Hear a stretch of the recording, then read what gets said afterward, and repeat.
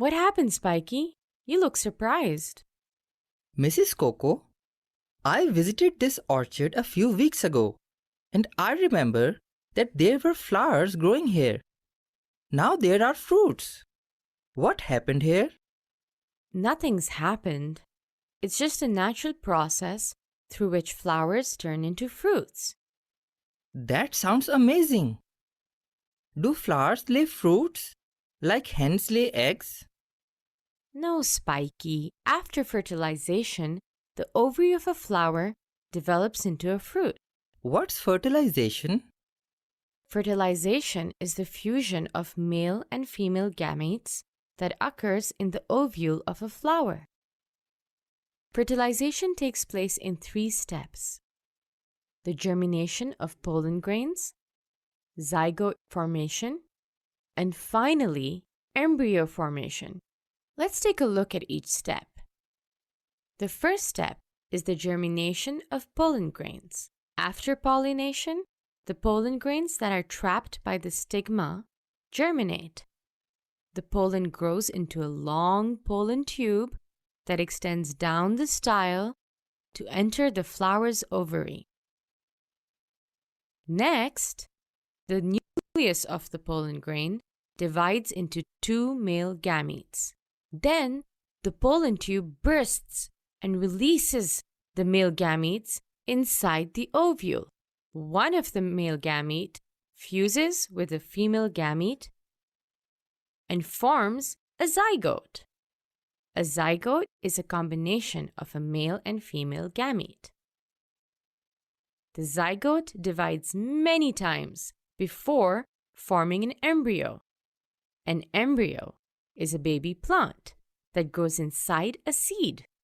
Finally, during the end of fertilization, the embryo is covered by a tough outer covering called a seed coat. But it does not look like a fruit at all. You're right, Spiky. After fertilization, several changes take place in a flower. For instance, the flower's sepals, petals, and stamens dry up and fall off. Then, the ovules, which contain the embryo, develop into a seed. The ovary grows bigger and ripens into a fruit. The skin of the fruit, or the pericarp, develops from the walls of the ovary. At this point, the flower completely becomes a fruit. Did you know many people think that tomatoes, brinjal, and cucumbers are vegetables, but they're actually fruits? Can you guess why? Because they develop from the ovary of a flower and contain seeds. Did you know that almonds, walnuts, and pistachios are seeds? This is why they have a thick, dry, and tough seed coat. Likewise, peanuts, peas, and beans are edible seeds enclosed in pods.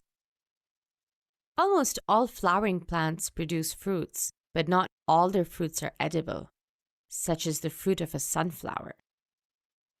Let's summarize. Fertilization is the fusion of male and female gametes. After fertilization, a zygote is formed, which grows bigger to form an embryo. Then, the flower undergoes several changes and the ovary develops into a fruit. As the ovary grows bigger, the ovules develop into seeds.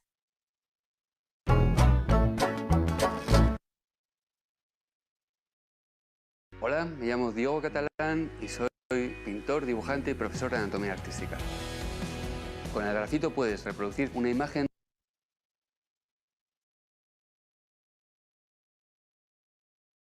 Before we jump into that, we want to tell you a little story that relates and always reminds us about how fascinating angiosperm reproduction really is. Now, we are sisters. We live in different areas of Texas with our own separate families. One day in the Pinky household, I happened to notice a few bees flying by our window.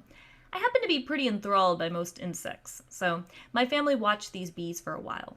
It didn't take long to realize that these bees had made a nest, a beehive, so to speak, in the insulation material in our house. They had found a small opening through the windowsill. Some people may not enjoy this, we realize, but we were a little fascinated. It's not every day that you can observe a beehive so close. But over the weeks, we found a lot of friends suddenly started having some weird plans and things that came up that always seemed to keep them from being able to visit our house. One day, we had a little family barbecue, and we learned a very scientific lesson. Okay, not really. Bees do not like barbecue. Or maybe they don't like the smoke from the grill, we're not really sure. And maybe it was just that our particular bees had a distaste for barbecue. We have not done a controlled study on this. But on this day, it became apparent to us that the bees had to go. But we didn't want to call an exterminator. Why? Well, that's where we get into this amazing story of plant reproduction. We'll come back to this story in just a minute and how it ties into plant reproduction.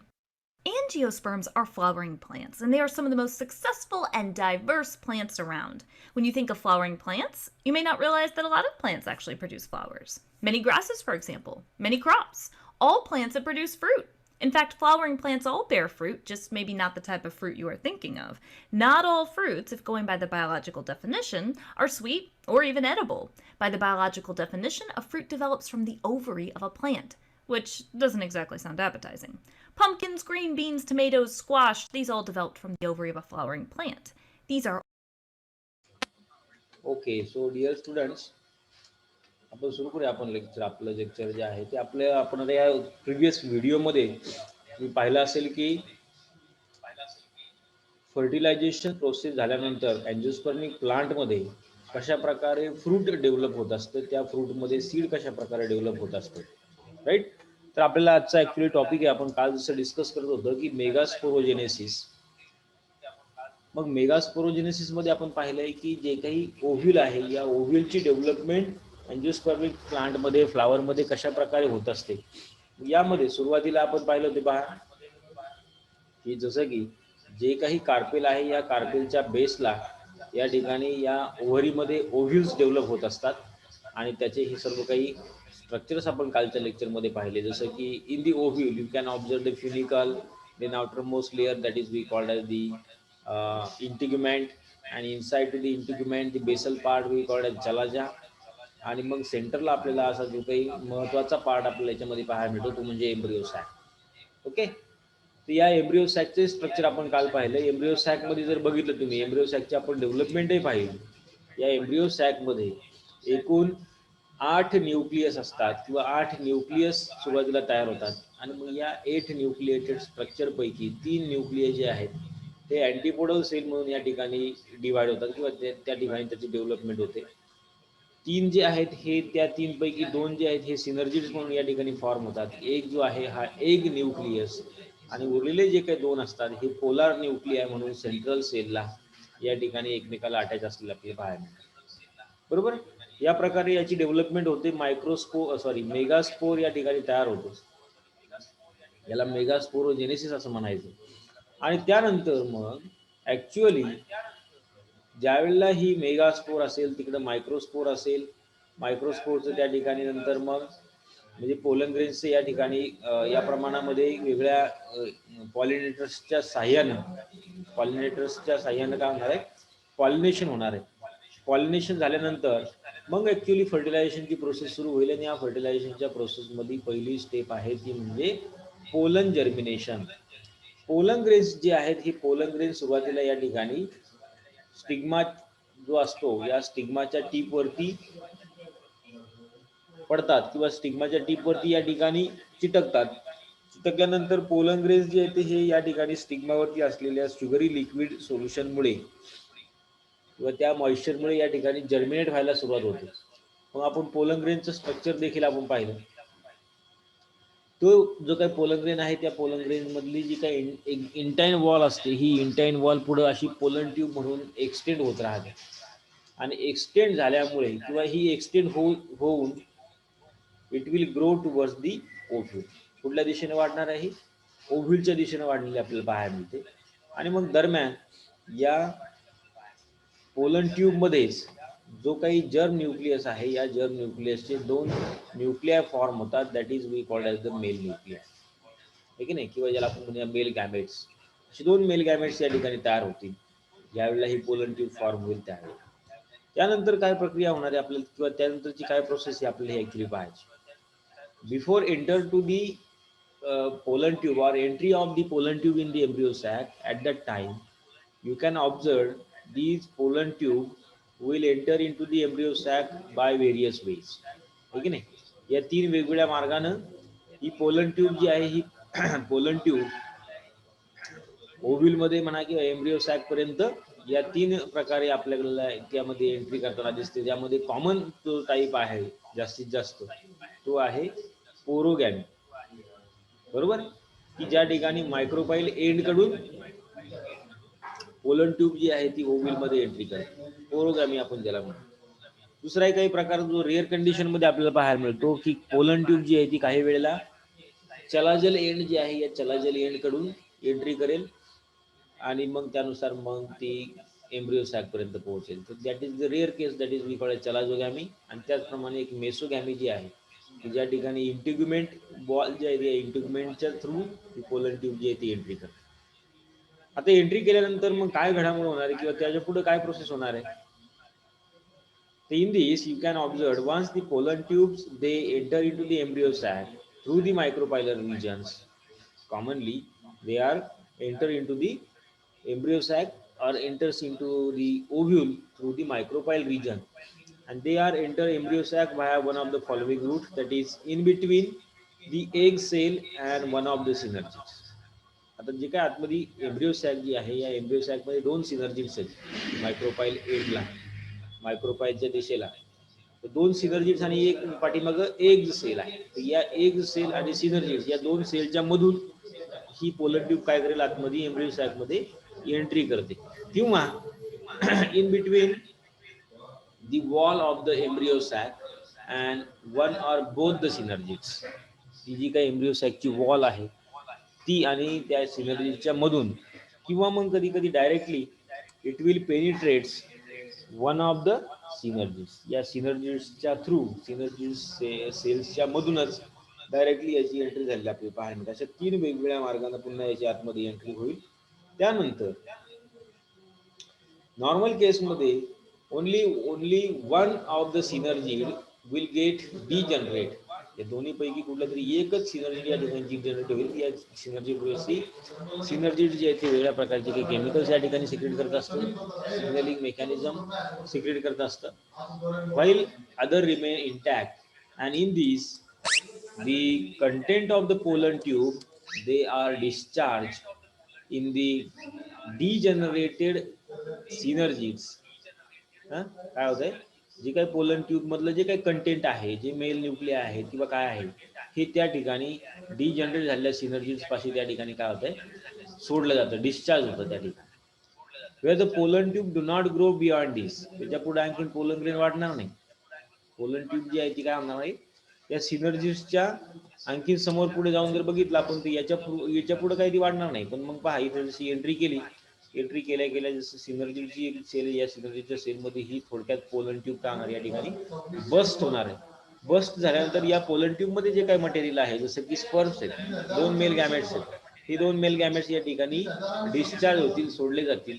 आणि मग त्यानंतर पुढची फ्युजनची process जी आहे nuclear फ्युजनची process या ठिकाणी start झाली आपल्याला दिसते. मग काय होणार आहे या ठिकाणी पोलन ट्यूब डिस्चार्ज झाल्यानंतर जसं की pollen tube discharge two male gametes, किती गॅमेट्स डिस्चार्ज करणार आहे, दोन मेल गॅमेट्स या ठिकाणी डिस्चार्ज करणार आहे. Vegetative nucleus and some amount of cytoplasm will be discharge in the synergids, right, or at the mouth of that embryo sac, and then cytoplasm of the pollen tube later on it will get also degenerate. म्हणजे काय cytoplasm आहे ते सुद्धा त्या ठिकाणी काय होणार आहे डिजनरेट होणार आहे, पोलन ट्यूब त्या ठिकाणी संपून जाईल. पण मग आता एम्ब्रियो सॅक मध्ये काय काय मटेरियल येऊन पोहोचलं, मेल गॅमेट्स येऊन पोहोचले आणि काही प्रमाणामध्ये सायटोप्लाझम जे काही व्हेजिटेटिव्ह न्यूक्लियस आहे. आता यानंतर ऍक्च्युअली फर्टिलायझेशनची प्रोसेस यानंतर सुरू होते. त्या फर्टिलायझेशनला म्हणायचे डबल फर्टिलायझेशन. म्हणजे का डबल फर्टिलायझेशन म्हणजे काय, कारण का या ठिकाणी जे काही दोन मेल गॅमेट्स या ठिकाणी डिस्चार्ज झाले एम्ब्रियो सॅक मध्ये, ते दोन मेल गॅमेट्स दोन वेगवेगळ्या सेलला काय करतात, किंवा दोन वेगवेगळ्या न्यूक्लियाला फर्टिलाइज करतात. म्हणजे दोनदा फर्टिलायझेशन होतं या ठिकाणी. So this concept was firstly find out S.N. Navaschin in 1898. He was the first who showed that both the male gametes, that is sperms, they released by the pollen tube and they are involved in the fertilization. दोनही या ठिकाणी fertilisation प्रोसेसमध्ये महत्त्वाचे आहेत. मग यामध्ये होतं काय की जे काही दोन स्पर्म्स आहेत they fertilise the two different components of the embryos. Okay, out of these, the two male gametes, one is fused with the eggs. या दोन मेल गॅमेट पैकी एक मेल गॅमेट काय करेल, एग्ज सेल सोबत फ्यूज होईल किंवा एग न्यूक्लिया सोबत त्याचं फ्युजन होईल. That is we called as sing gamete. आणि दुसरा जो आहे while other male gamete, it will fuse with the polar nuclei of central cell. सेंट्रलला जे काही दोन न्यूक्लिया दोन न्यूक्लिया असणारी सेंट्रल सेल होती पहा, पोलार न्यूक्लिया ज्याला आपण म्हणतो, त्यामध्ये ऑलरेडी दोन न्यूक्लिया होते आणि हा एक मेल गॅमेट्स किंवा मेल न्यूक्लिया त्याला जाऊन मिळतो किंवा तो त्या ठिकाणी फ्यूज होतो. And this is we called as a double fusion किंवा थोडक्यात डबल फर्टिलायझेशन असं म्हणायचं. आलं लक्षात? So when one of the male gamete will fuse with the eggs, it will form into zygote. While when other male gametes fuse with the polar nuclei, the primary endosperm nucleus will be formed. म्हणजे already काय असतं बघा, जे काही polar न्यूक्लियामध्ये जे काही दोन न्यूक्लिया आहेत, हे न्यूक्लिया हा मेल न्यूक्लिया त्याला जॉईन होण्याच्या अगोदर तो त्याच्यामध्ये फ्युजन झालेलं आपल्याला पाहायला मिळतं. म्हणजे ते दोन न्यूक्लिया पहिल्यांदा एकत्र होतात हा, आणि त्यानंतर मग हा मेल न्यूक्लिया त्याला जाऊन अटॅच होतो. So in these, the zygote develops into embryo and primary endosperm nucleus is developed into endosperm. मग आता या ठिकाणी काय होणार बघा, जो काही मेल न्यूक्लिया आहे एक जर सेल सोबत फ्यूज झालाय त्याचं कन्व्हर्जन झायगोटमध्ये होणार आहे आणि त्याचं पुढे डेव्हलपमेंट एम्ब्रिओमध्ये होणार. आणि दुसरीकडे आतमध्ये सेंटरला जे काही प्रायमरी एंडोस्पर्म न्यूक्लियस जे काही आहे या ठिकाणी पोलार न्यूक्लियाला जे काही एक मेल न्यूक्लिया फ्यूज होणार आहे त्यापासून या ठिकाणी एंडोस्पर्म तयार झालेला पाहायला. एंडोस्पर्म म्हणजे काय आणि एम्ब्रिओ म्हणजे काय तुम्हाला मी पुढे सांगणार. Now in these, the double fertilization when one of the male gametes fuse with the polar nuclei, it is called as a triple fusion because this fusion involves three nuclei. तीन न्यूक्लियाची या ठिकाणी काय होणार आहे, फ्युजन होणार.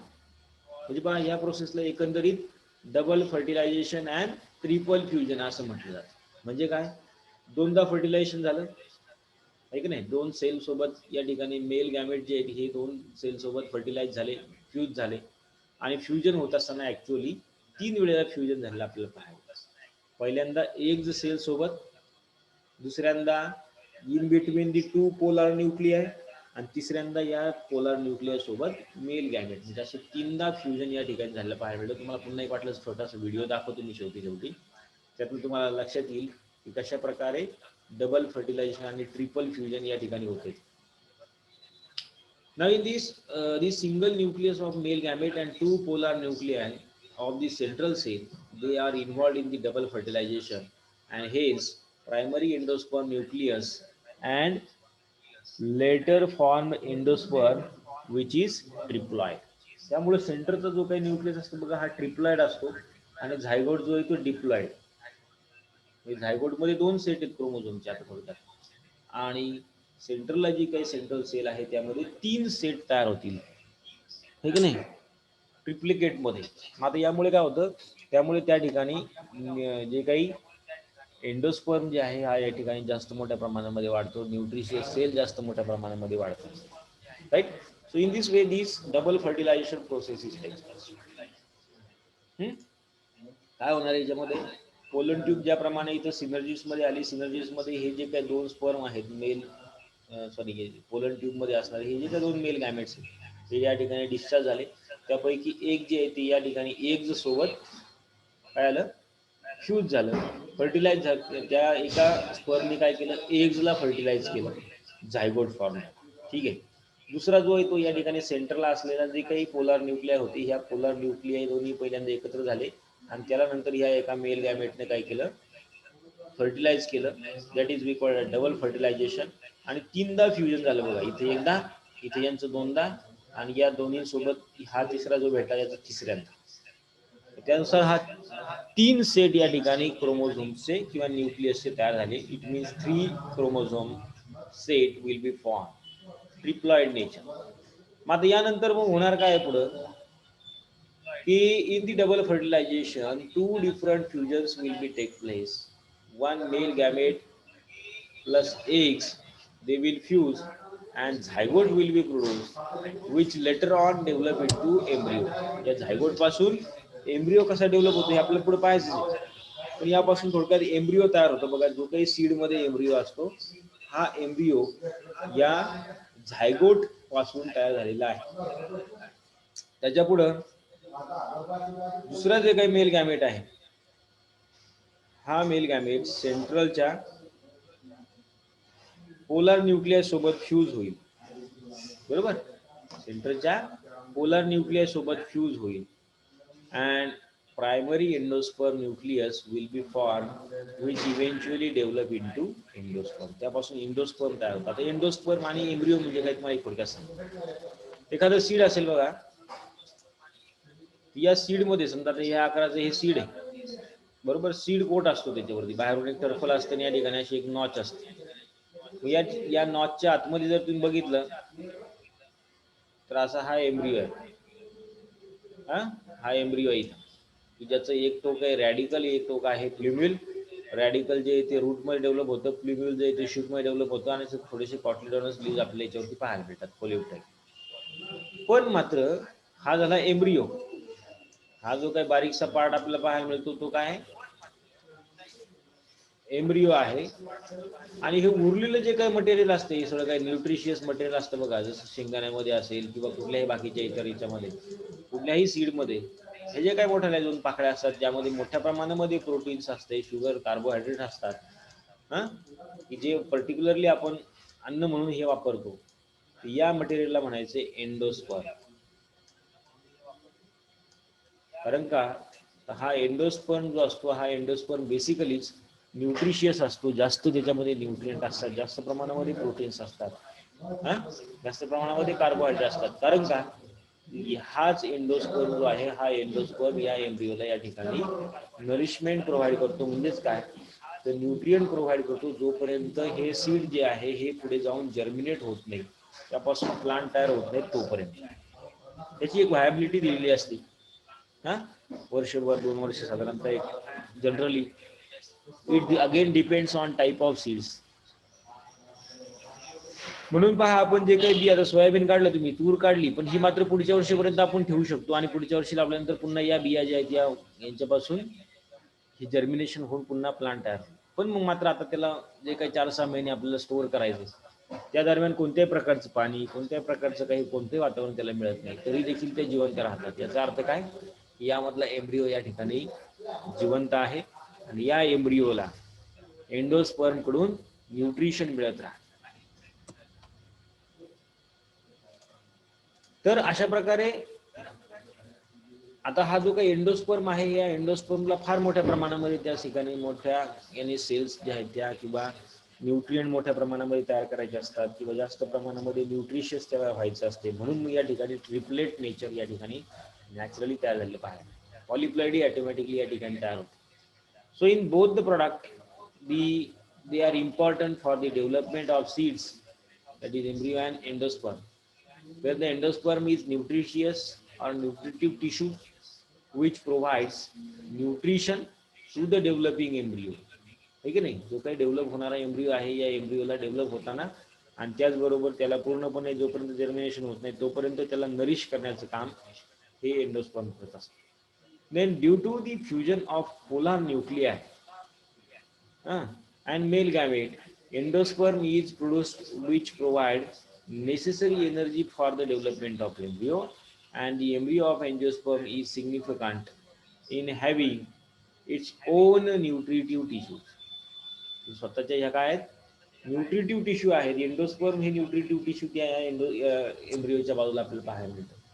Where the endosperm which is formed after fertilization regains the energy which is spent in the process of gametic fusion. Endosperm जे आहे which is formed after fertilization regains the energy which is spent in the process of gametic fusion. Hence, it is clear that syngamy as well as double fertilization as equally important for producing of viable seeds in the industry. पहा, म्हणजे viable seeds जास्त काळापर्यंत टिकणारे seeds जर तयार व्हायचे असतील तर या ठिकाणी अशा प्रकारे डबल फर्टिलायझेशन होणं आवश्यक आहे.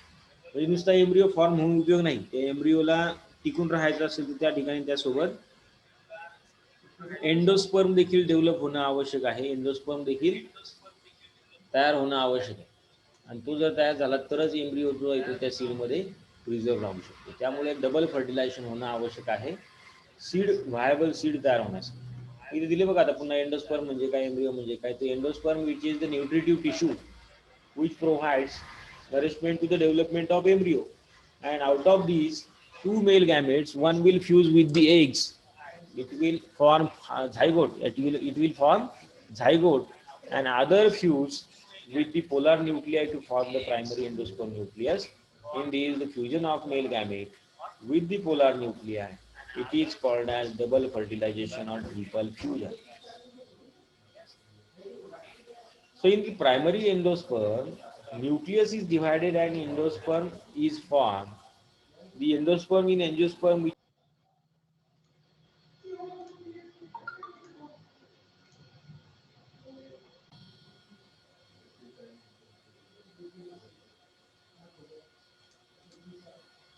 यामध्ये पहा डबल फर्टिलायझेशन मध्ये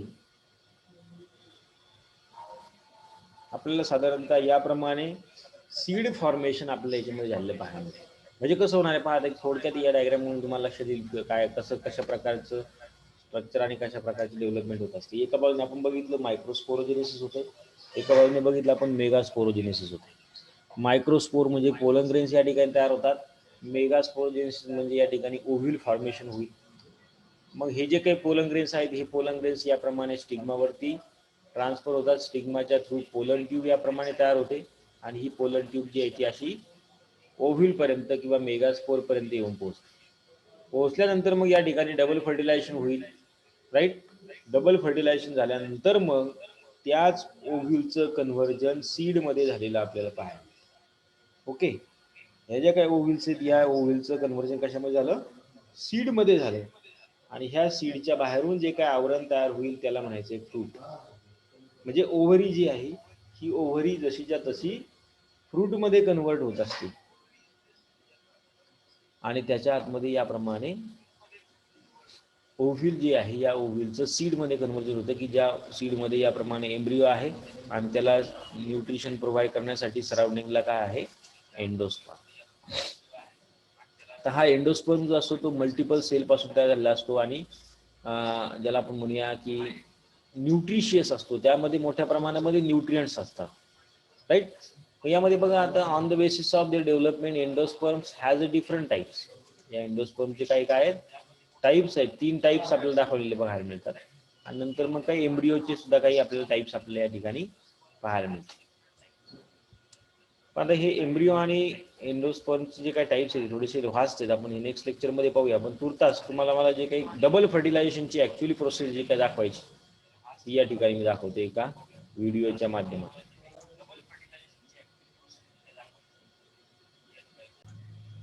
S.G. Nowschein, 1898, was the first to show that both the sperms released by a pollen tube are involved in fertilization. They fertilize two different components of the embryo sac. The phenomenon is unique to angiosperms and is called double fertilization. The nucleus of one of the sperm fuses with the egg nucleus, thus completing syngamy.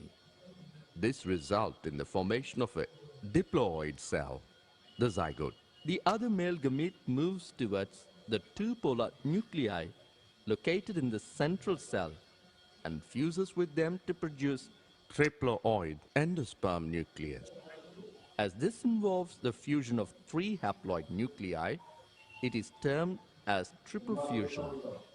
Since 2 types of fusion, syngamy and triple fusion, takes place in an embryo sac, the phenomenon is termed double fertilization, an event unique to flowering plants. The central cell after triple fusion becomes the primary endosperm cell, PEC, develops into endosperm while the zygote develops into an embryo. Good grammar and spelling are important, but if you want to write essays that inspire,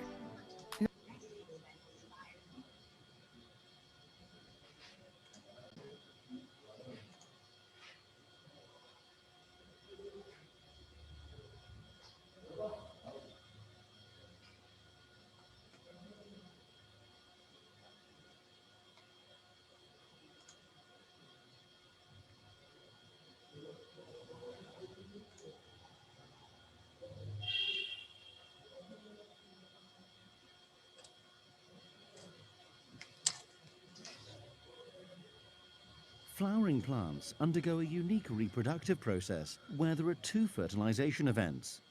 This double fertilization event occurs between the male reproductive organ, the male gametophyte, and the female reproductive organ, the female gametophyte. Before the fertilization event can occur, the ovule has to undergo some changes. At present, the ovule contains one reproductive cell, known as the megaspore or mother cell. This cell is diploid and undergoes meiosis, producing 4 haploid megaspores.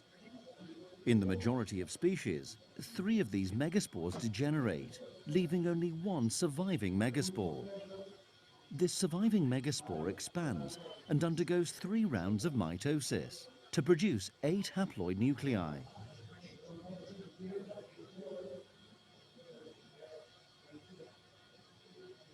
As the nuclei have not developed any individual division, they initially share the same cytoplasm.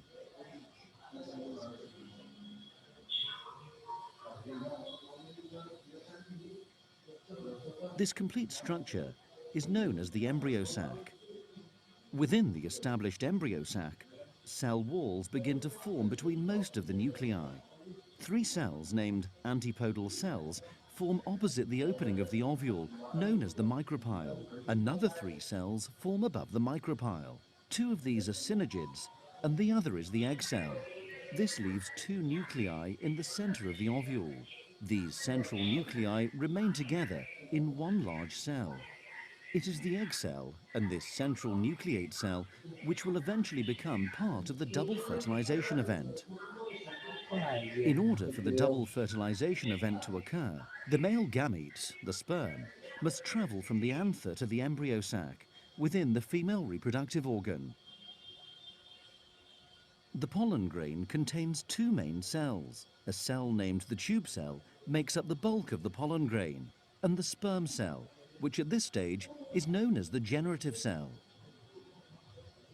To reach the embryo sac, a pollen grain must land on the stigma.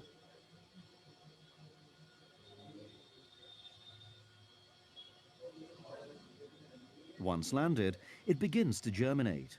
The tube cell forms a long structure down the style and into the ovary. The generative cell travels behind the tube cell nucleus. Once